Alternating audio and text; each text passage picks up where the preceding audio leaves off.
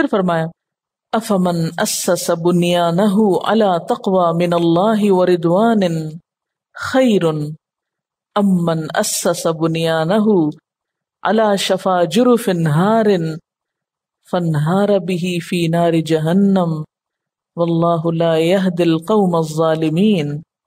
پھر تمہارا کیا خیال ہے کہ بہتر انسان وہ ہے جس نے اپنی عمارت کی بنیاد خدا کے خوف اور اس کی رضا کی طلب پر رکھی ہو، یا وہ جس نے اپنی عمارت ایک وادی کی کھوکھلی بے ثبات گگر پر اٹھائی اور وہ اسے لے کر سیدھی جہنم کی آگ میں جا گری۔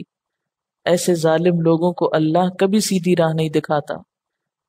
یہاں بنیادی طور پر تو دو عمارتوں کا ذکر ہے، ایک مسجد جس کی بنیاد تقوی پر ہے اور دوسری جو منافقت پر ہے، لیکن حقیقت میں یہاں دو کرداروں کا کمپیرزن بھی ہے۔ ایک وہ شخص جس نے اپنی زندگی کی عمارت تقوی پر اٹھائی ہو، اور دوسرا وہ شخص جس نے اپنی زندگی کی بنیاد منافقت پر رکھی ہو۔ ان دونوں کی زندگی ایک جیسی نہیں ہو سکتی۔ اللہ ظالموں کو ہدایت نہیں دیتا، راستہ نہیں دکھاتا۔ تو یہاں ظالم کون ہے پھر؟ منافق، یعنی مومن اور منافق کے عمل کی مثالیں ہیں یہاں۔ مومن کا عمل اللہ کے تقوی پر ہوتا ہے، اس کی بنیاد تقوی ہوتی، اس کا ہر کام اللہ کی رضامندی پر مبنی ہوتا ہے۔ اس کے برعکس منافق کا عمل ریاکاری پر مبنی ہوتا ہے، شر اور فساد پر مبنی ہوتا ہے۔ اور زندگی کی تعمیر کی دو ہی بنیادیں ہیں، یا تو آخرت یا پھر دنیا، یا پھر اللہ کی رضا یا پھر اپنی خواہشات یا دکھاوا، دوسروں کی مرضی۔ یہ دو کردار بالکل مختلف ہوتے ہیں۔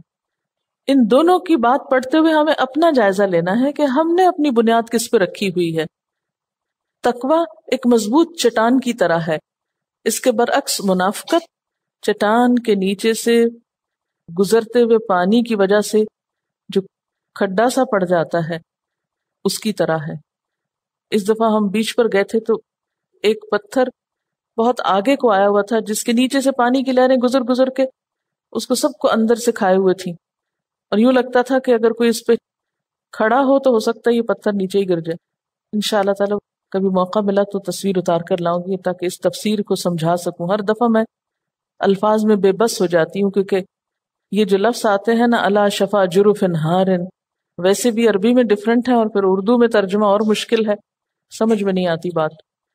یعنی آپ امیجن کر لیجئے کہ ایسا پتھر جو کرو کی طرح ہو اور پھر اس کے نیچے سے پانی گزر رہا ہو۔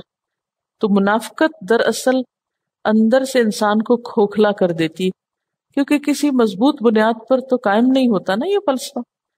تو ایک کردار وہ ہے کہ جو بات کرتے ہوئے بھی اللہ سے ڈرتا ہے، کسی کے ساتھ معاملہ کرتے ہوئے بھی خدا سے ڈرتا ہے، کسی کے متعلق رائے دیتے ہوئے بھی اللہ سے ڈرتا ہے، کسی کے ساتھ لین دین کرتے ہوئے بھی اللہ سے ڈرتا ہے۔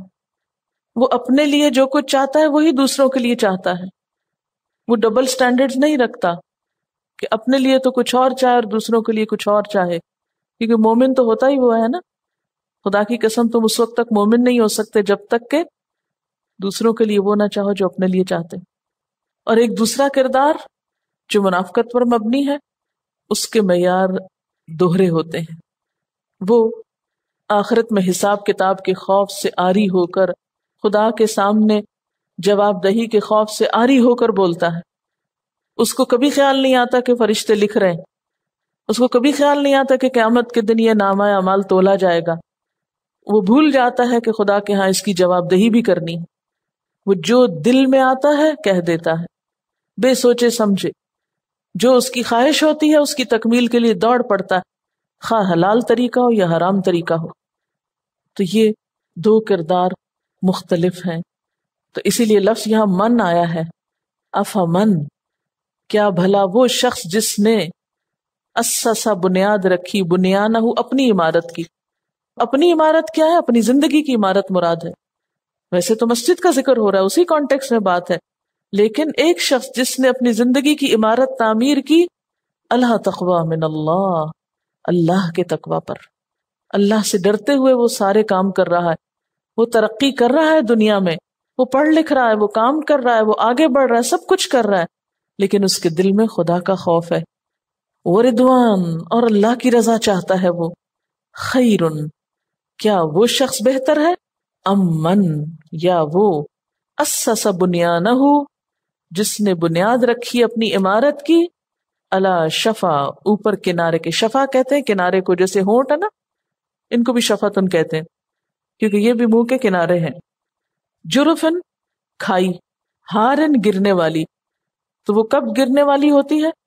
جب اس کے نیچے کوئی بنیاد نہیں ہوتی، اوپر سے مضبوط نظر آ رہی ہوتی ہے زمین، لیکن اندر سے کھوکھلی ہوتی ہے، کسی وقت بھی دھڑام سے نیچے آ سکتی ہے، تو وہ جب گرتی ہے تو پھر اس شخصیت کو جو اس کے اوپر کھڑا ہو، فنہار بہ فی نار جہنم، اس کو جہنم کی آگ میں جا پٹکتی ہے، واللہ لا یہدی القوم الظالمین، اللہ ظالم لوگوں کو ہدایت نہیں دیتا، ایسے لوگوں کو سمجھ نہیں آتی کہ ان کے کرنے کا کام کیا ہے۔ امن اسس بنیانہ علی شفا جرف ہار فانہار بہ فی نار جہنم، جرف جو ہے ایسے کنویں کو کہتے ہیں لم تبن بالحجارہ، جو پتھر سے نہ تعمیر کیا گیا ہو۔ ایک کچا کنواں ہوتا ہے نا اور ایک پکا کنواں ہوتا ہے، کچا کنواں کون سا ہوتا ہے؟ جس کو ڈگ کر کے چھوڑ دیا گیا ہو۔ اب کیا ہوگا کہ جو پانی اس سے نکلے گا وہ مٹی ساری گرتی رہے گی اس کے اندر، کیونکہ پانی دیواروں کو لگے گا، کبھی ڈول لگے گا، کبھی کچھ لگے گا، تو وہ آہستہ آہستہ کیا ہوگا، نقصان دہ ہو جائے گا۔ اور پکا کنواں کیا ہوتا ہے کہ اس کے اندر سے پوری دیوار چن دی جاتی، تو اس کی دیواریں گرنے کا خطرہ کم ہوتا ہے، لیکن کچے کنویں کے گرنے کا خطرہ زیادہ ہوتا ہے۔ دریاؤں کے کٹاؤ کا کبھی سنا ہے؟ کیا ہوتا ہے اس میں؟ یعنی زمینیں اور مکان اور گھر کھٹ کھٹ گرتے جاتے ہیں اس میں، اور سب کچھ وہ نگل جاتا ہے، اور بیسیکلی ہوتا کیا ہے کہ وہ نیچے سے کھوکھلا ہو چکا ہوتا ہے، زمین ایک دم نیچے بیٹھنا شروع ہو جاتی ہے۔ تو جرف کہتے ہیں کھائی کو۔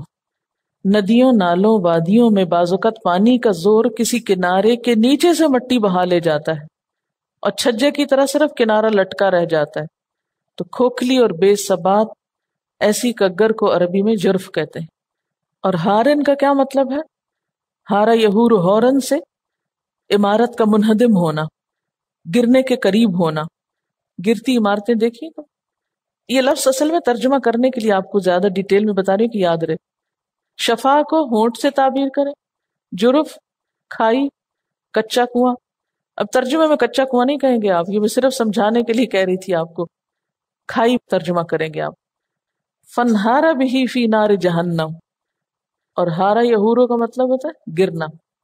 تو نتیجہ کیا نکلا آیت کا؟ آیت کا نتیجہ یہ نکلا کہ جو شخص اپنے اعمال کی بنیاد تقوی پر نہیں رکھتا، اس کے اعمال ضائع ہو جائیں گے، خواہ وہ دیکھنے میں کتنے ہی خوبصورت، عالی شان اور ظاہری نیکیوں سے بھرپور کیوں نہ ہو۔